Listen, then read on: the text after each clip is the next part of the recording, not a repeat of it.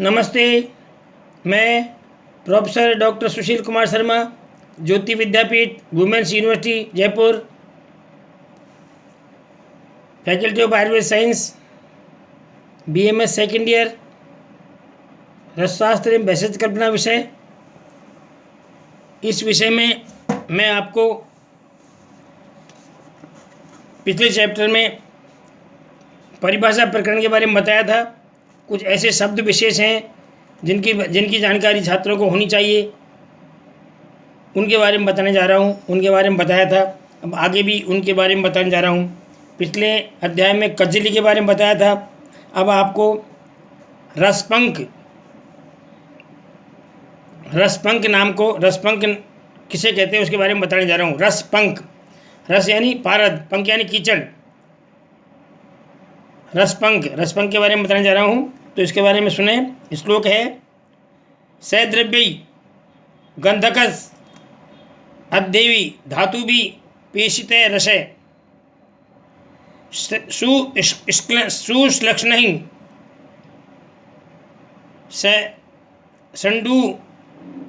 संडूकासो रसपंकम इति स्मृते। मतलब जो कजली बनाई जाती थी, तो कजली में बिना द्रव के डाले हुए धातु को या रस के साथ पारद गंध को घोटते थे, फिर कजली बनती थी। लेकिन रसपंख में उससे थोड़ा सा अंतर है। सद्रव्य द्रव्य के साथ, द्रव पदार्थ के साथ, मतलब इसमें यह है कि पारद को गंधक आदि उपरस तथा धातु के साथ किसी द्रव के माध्यम से अच्छी प्रकार मर्दन कर श्लक्ष्ण पंख के समान, श्लक्ष्ण पंख यानी कीचड़ के समान बना लेना रसपंख कहलाता है।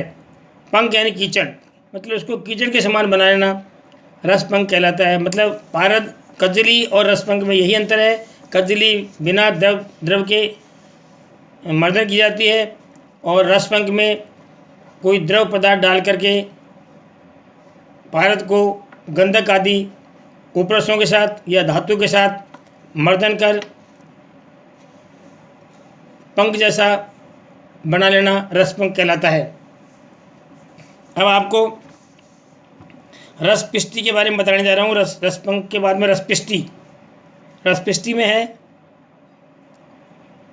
सूतम विमर्धै गंधेन दुग्धास्तु द्रव्यस्तथा पेशनात् पिष्टताम नीता नतो पिष्टि च पिष्टिका।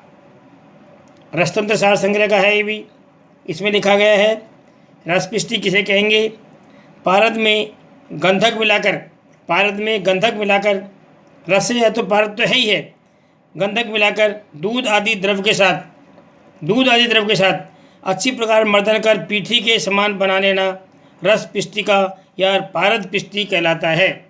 मतलब पीठी के, वो तो रसपंख तो होता है कीचड़ जैसा, और ये है पीठी के समान, मतलब इसकी पिंड जैसा बन जाए, कोई पीठी बन जाए, तो उसको रसपिष्टि कहते हैं। इसके बाद भावना शब्द रसशास्त्र का ऐसा शब्द है जो प्रत्येक धातु की, रत्न की, महारस उपरसों की भस्म बनाने के लिए प्रक्रिया से पहले एक भावना शब्द आता है। उस भावना में उस धातु को पूरी तरह डुबो देना भावना कहलाती है। अब भावना के बारे में आपको समझा रहा हूँ। भावना, यत् चूर्णितस्य धात्वै द्रवै संप्रेष्य शोषणम भावनम तन्मत्तम विज्ञैर्भावना न च निगद्धते। उसको भावना कहते हैं। मतलब भावना क्या हुआ? किसी धातु आदि औषध चूर्ण को जल, क्वाथ या स्वरस आदि द्रव पदार्थ में पीसकर सुखा लेने को भावना या भावन कहते हैं। पूरी तरह डुबोना, सुखा लेना, ये भावन या भावना कहलाती है। आगे है, भावना के लिए द्रव का प्रमाण कितना होना चाहिए। भावना दो, किसी में तो द्रव कितना होना चाहिए उसके बारे में शास्त्रों में उल्लेख किया गया है। द्रवेण यावता द्रव्यम चूर्णितो ता द्रवता व्रजेत। द्रवेण यावतो द्रव्यम चूर्णितम त्वा आर्द्रताम त्यजेत, उसकी आर्द्रता तज जाए। ता वा नीव द्रवो देयो विषगत भावर नौ विधो। भावना के लिए द्रव का प्रमाण के लिए कहा गया है, चूर्ण रूप औषधि द्रव्य में उतना द्रव डाला जाए जिससे चूर्ण आर्द्र यानी गीला हो जाए, चूर्ण गीला हो जाए इतना डाला जाए, यही उसकी भावना का द्रव्य है। मतलब भावना द्रव्य में यही है कि चूर्ण, जिस चूर्ण को भावना देनी हो उसमें द्रव पदार्थ इतना डाला जाए कि वो गीला हो जाए, आर्द्र यानी गीला हो जाए, वही उसकी भावना कहलाती है। इसके बाद में भावना के बारे में आगे बता रहे हैं, भाव्य द्रविमितम क्वाथो जलमष्टुगुणम तथा। भाव्य द्रविमितम क्वाथो जलमष्टुगुणम तथा वस्वम से शोषितम क्वाथो देयम क्वाथेन भवेन। यदि किसी औषधि के क्वाथ की भावना देनी हो, यदि किसी औषधि के क्वाथ की भावना देनी हो तो चूर्ण रूप औषधि के समान भाग क्वाथ की औषधि लेकर उसका यव कूट कर उसमें 8 गुना जल डालकर पाक करना तथा अष्टमान से यानी 8वां भाग शेष रहने पर क्वाथ ग्रहण करना। इस संपूर्ण क्वाथ को चूर्ण में डालकर भावना देना, इस प्रकार से क्वाथ की भावना दी जाती है। ये क्वाथ भावना के बारे में ही बताया गया है।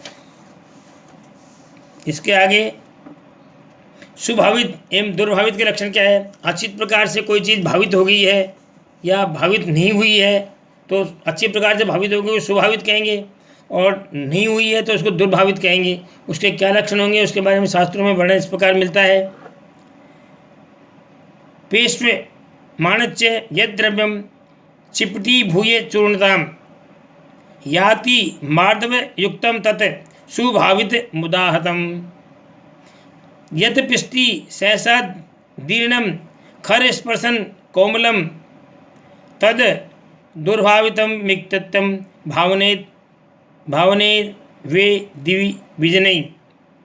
इस प्रकार से भावना और अभावना का तो बताया गया, स्वभावना स्वभावित और दुर्भावित के लक्षण बताए गए हैं। उसमें कहा गया है कि जिस चूर्ण का पेषण किया जा रहा है भावना पूर्ण होने पर उससे भावित चूर्ण को की गोली बन जाए, मतलब जिस चूर्ण को का पेषण किया जा रहा है भावना पूर्ण होने पर उस भावित चूर्ण की गोली बन जाए, अंगुलियों से दबाने पर चिपटा हो जाए, गोली बन जाए, अंगुलियों पर दबाने पर चिपटा हो जाए तथा स्पर्श में मृदु हो, उसे सुभावित जानना चाहिए, उससे अच्छी प्रकार से भावना हुई है यह जानना चाहिए। इसके अतिरिक्त विपरीत भावित द्रव्य की गोली ठीक न बने, दबाने पर किनारे विदीर्ण हो जाएं, दीर्ण हो जाएं, फट जाएं तथा स्पर्श में खर हो तो उसे दुर्भावित या भावना ठीक ढंग से नहीं हुई है ऐसा जानना चाहिए। ये भावना के बारे में बताया गया है। मतलब भावना देने के बाद में यदि किसी द्रव्य में भावना देते हैं तो भावना देने के बाद में उस भावित द्रव्य की गोली बन जाए या अंगुलियों से दबाने पर चिपटी हो जाए और वो कोमल हो, श्लक्ष्ण हो, मृदु हो तो उसको सुभावित माननी चाहिए, और इसके विपरीत लक्षण होते हैं उसको दुर्भावित मानना चाहिए, ये बताया गया है। आगे है आवाप। आवाप किसे कहते हैं, आवाप की बारे में बताया। आवाप शब्द ये परिभाषा के शब्द है आवाप। तो आवाप के बारे में है द्रव्य, जितने भी श्लोक मैं बता रहा हूँ सब श्लोकों को याद करना है आपको। आवाप का श्लोक है द्रव्यांतर विनिक्षेप्यो द्रुते वंगाधिके तुय क्रियते से प्रतिवापः आवापस्य निगद्धते। आवाप किसे कहते हैं, किसी पिघलने वाली वंग आदि धातु, किसी पिघलने वाली वंग धातु पिघलती है हमेशा गर्म करो तो, किसी पिघलने वाली वंग आदि धातु को पिघलाकर उसमें किसी अन्य द्रव्य को डालने को आवाप या प्रतिवाप कहते हैं। मतलब जो धातु पिघलने वाली हो उस धातु को पिघलने के बाद पिघलाकर उसमें कोई अन्य द्रव डाला जाए उसके आवाप उसे आवाप या प्रतिवाप कहते हैं। ठीक है। अब अगला है निर्वाप। निर्वाप किसे कहते हैं, आवाप किसे कहते हैं, निर्वाप किसे कहते हैं। निर्वाप के लिए है धात्वा देर्वी हित तप्तस्य जलादो यन्नी सिचेनम स निर्वाप स्मृतश्चापि निषेक स्तपनच ततः। निर्वाप के लिए कहा गया है किसी लोहा, तांबा, चांदी आदि धातु को अग्नि में तपाकर, किसी लोहा, तांबा, चांदी आदि धातु को अग्नि में तपाकर जल अथवा तक्र, दुग्ध, क्वाथ आदि में डालने या भुजाने को निर्वाप कहते हैं, अथवा स्तपन शब्द से भी सूचित किया जाता है। मतलब किसी धातु को अग्नि पर प्रतप्त करके, अग्नि पर गर्म करके उसे किसी शास्त्रों द्वारा उल्लेखित किसी जल पदार्थ में, तक्र में, क्वाथ में, दुग्ध में या जो भी उल्लेखित किया गया है उसके स्वरस में भुजाना या निषेक भुजाने को, यानी उसमें डाल के भुजाने को निर्वेप, निषेक या स्तपन सूचित किया गया है। तो ये निर्वाप। आवाप किसी पिघलने वाली द्रव में चूर्ण रूप से कोई चीज़ डालना आवाप, और किसी द्रव्य को में गर्म करके भुजाना वो निर्वाप कहलाता है। दोनों के लक्षण हो गई, आवाप निर्वाप हो गई। अब है शोधन। शोधन की परिभाषा क्या है। शोधन रसशास्त्र में बहुत ही महत्वपूर्ण शब्द है। शोधन करना, बिना शोधन के रसशास्त्र में किसी भी द्रव्य का उपयोग अनुचित बताया गया है। अनुचित के अलावा वो रोगकृत बताया गया है, यहाँ तक कि मारक भी होता है। इसलिए बिना शोधन के किसी भी रसशास्त्रीय द्रव्य का उपयोग नहीं करना चाहिए। इसलिए शोधन की परिभाषा देख लें। शोधन क्या है। उद्दिष्टै औषधि क्या लिखा है, उद्दिष्टै रौषधि साध्यै क्रियते पेषणादिकम मल विच्छेद तते यत्तु शोधनम तद होच्यते। ये भी रसतंत्र का श्लोक है। शोधन किसे कहते हैं। किसी भी द्रव्य के मल को दूर करने के लिए, किसी भी द्रव्य के मल को दूर करने के लिए बताई गई औषधियों के साथ मिलाकर मर्दन करना, क्षालन करना, निर्वाप करना आदि कर्म के द्वारा जो कर्म करते हैं उससे शोधन कहा जाता है। मतलब शास्त्रों में बताया गया है कि इस द्रव्य को इसमें भुजाना शोधन होता है, इसमें निर्वाप करना शोधन होता है, इसमें इसको निषेक करना शोधन होता है। तो उसमें तो इसकी बताई है किसी भी द्रव्य के मल को दूर करने के लिए बताई गई औषधियों के साथ मिलाकर मर्दन, क्षालन, निर्वाप आदि कर्म को शोधन कहा जाता है। उसके द्वारा उसका शोधन हो जाता है, यानी वो शुद्ध हो जाती है। इसकी कई विधियां बताई जाती है आगे कि शोधन करने की 3-3, 4-4, 5-5 प्रकार की विधियां बताइए, उनमें से जो आपको श्रेष्ठ लगती है उसमें शोधन करो। इस प्रकार की विधियां बताइए, शोधन कहते हैं। इसके बाद में मारण शब्द। मारण शब्द भी रसशास्त्र में अनेकों बार आएगा। मारण से मतलब है उस शोधन करने के बाद उस शोधित धातु द्रव्य विशेष का की भस्म बनाना को मारण से यहाँ समझा गया है।